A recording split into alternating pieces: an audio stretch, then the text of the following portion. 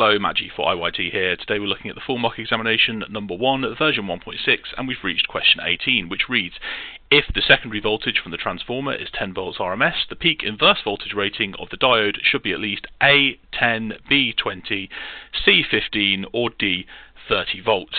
And so, right, this is an interesting question because we're told the RMS voltage from the transformer. So it's going to be 10 volts RMS here, that's going to be AC on this side, it's going to be clipped on this side and look more like that, and that's going to be charging up this capacitor. But we've been told the RMS voltage, we need to understand what the maximum voltage this capacitor will be at, and because then we're going to use that to figure out the maximum inverse voltage rating of this diode, so the maximum voltage we would have on this side. So, you know, would it be, say, 10 volts across it like that? Normally it would conduct in that direction.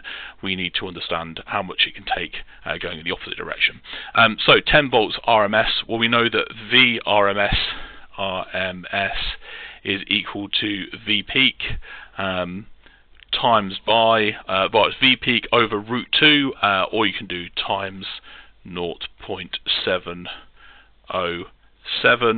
So if we swap that over here and take our VRMS and divide it by 0.707, we should get our peak, our V peak.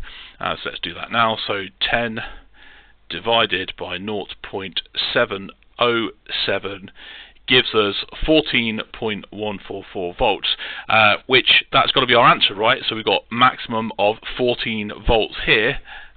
So that means our peak inverse voltage should be, we can choose option C, 15 volts, which is the incorrect answer, because what we've got to remember is that we've actually got AC on this side. So at the top here, we've got AC here, and we imagine we've got our zero here. So at the top, at 10 volts RMS, it's about 14 volts here, but it's about minus 14 volts here.